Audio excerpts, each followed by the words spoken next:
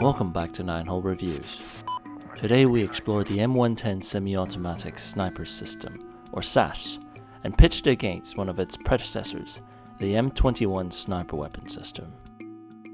In the 1950s, Eugene Stoner designed the AR-10 with space-age materials and offered it to the US government, and unfortunately for him, the M14 was chosen instead. The M14 had one of the shortest service lives of any US primary service rifle, and non-match variants were generally known to only have 3 MOA of accuracy. Scores of M14 rifles were mothballed in arsenals until the US recognized a potential in having a semi-automatic designated marksman rifle. With a significant amount of money and labor, the US was able to accurize these standard M14 rifles into the M21 and later into the Mark 14 systems. The M21s and Mark 14s were used well into the Global War on Terror era, and some US units still have them on hand. But the system required rebedding every 2,000 or 3,000 rounds and tended to be more fragile in the field conditions, and had major issues with heat and the point of impact shifts. In the 90s, Stoner joined the Knights Armament Company on the Floridian coast and set off to further develop the AR-10 into the SR-25 system, with some initial commercial success. It was SOCOM who first worked with Crane to bring in the KAC SR-25 and designating it as the Mark 11 alongside the Mark 12 program. With the successful use under SOCOM and the US Marine Corps, the US military set out to commission the M110 rifle. The SR-25 was the AR-10 that was destined to return to the US military's arsenal, and fully eliminated the last reason for the M14 system's existence as a designated marksman rifle. Semi-automatic rifles are typically more useful in target-rich environments that designated marksman rifles are frequently deployed in, and when shot from unstable platforms for roles such as aerial marksman. With the SR-25 as a base rifle, Knights used a 20-inch 5R barrel that provides the basis of the M110's accuracy, and free-floated it under the KAC URX-2 handguards, and integrated front sights into it, and backed it with rear 600-meter adjustable sights. Like the Mark 12, the M110 uses a reflex suppressor that sleeves over the barrel, but the KAC suppressor cams into a locked collar in front of the gas block. Rugged reliability was definitely in mind with the design. As one hinges a rifle open and removes the bolt, the sand cuts on the coated bolt carrier are very apparent. The bolt is also topped with dual ejectors to ensure positive extraction and ejection. The rifle's hammer channel is slimmer than the standard rifle. We're unsure if this was done to restrict fire control groups to the KAC matched 2-stage trigger, but the trigger breaks clean at about 4.5 pounds. Knights also added an adjustable length stock for shooter comfort and manufactured these as fully ambidextrous rifles. Fire selectors, bolts and magazine releases are on both sides of the rifle. Finally, the entire rifle is coated in flat dark earth, topped with a Knights 30mm mount and a tan loophole Mark IV 3.5x10x scope with very fast M3 turrets. The M110 was designed around the M118 LR cartridge with a 175 grain long-range projectile. The entire rifle was calibrated for minimal guesswork to get multiple impacts on different range targets if required. So what happens when the M110 takes on the M21? We set up a target sheet and loaded up some Black Hills 175 grain 308 that closely duplicates the pressures of the M118 LR. We have each rifle shoot at 4 9-shot targets, and we cook the barrels with a round every 3 to 5 seconds to simulate a very target-rich environment, as DMRs are supposed to handle. Remember, 9-shot groups, 3 to 5 seconds per shot, and a maximum of 36 shots in 4 different groups. The results were certainly telling of the two groups. First off, if we're only looking for accuracy, both rifles do just fine.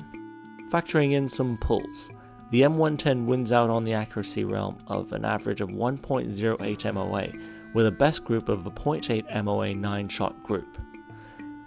The M21 shot an average of 1.83 MOA, but in a past review we also clocked it at a 0.8 MOA when the groups were shot slowly. So on paper the accuracy was neck and neck. The interesting observation was with a point of impact shift.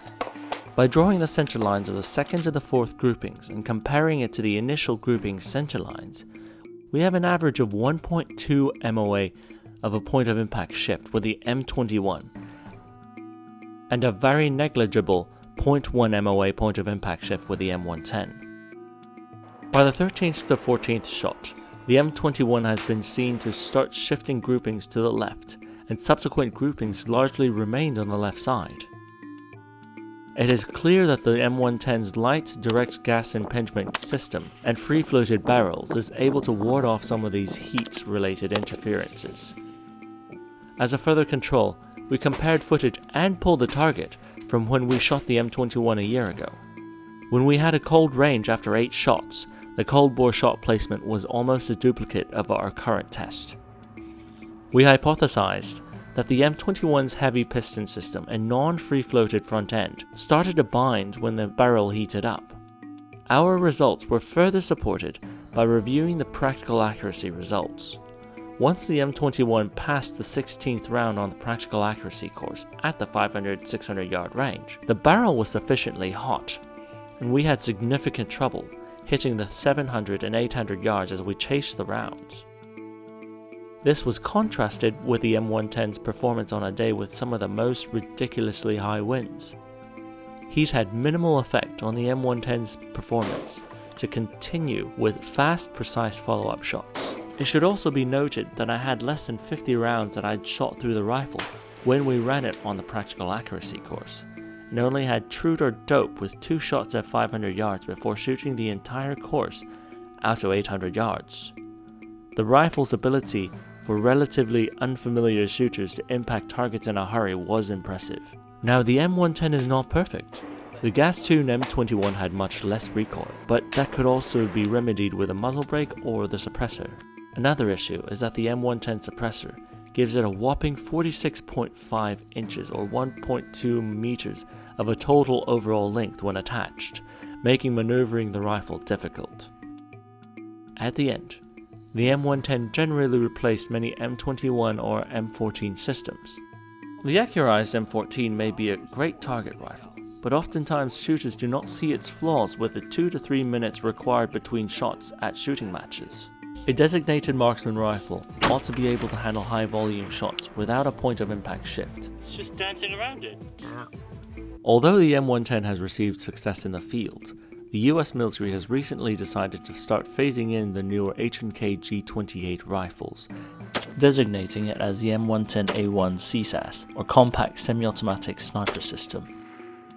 The German Bundeswehr has been fielding the G28 or HK417 systems since the mid-2000s and has received plenty of feedback on its accuracy and reliability. This is a truly interesting move back to the piston design rifle with a shorter barrel and improved maneuverability. Thank you again for watching this experiment on the range with 2 giants of the US designated marksman rifle world. What do you think about the US military's move away from the M14 and to the SR25? We'd love to hear from you.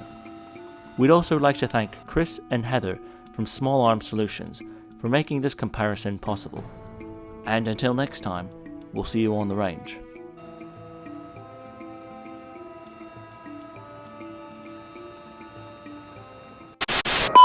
716, this is Geo 96, 4 Vic, 8 packs, Redcon 1, green to green, how copy, over. Geo 96, this is 716, roger, over. 16, Geo 91, 1 pack, green, over. This is 716, roger, over. 16, 15 light 2, 1 Victor, 2 packs, Redcon 1, over.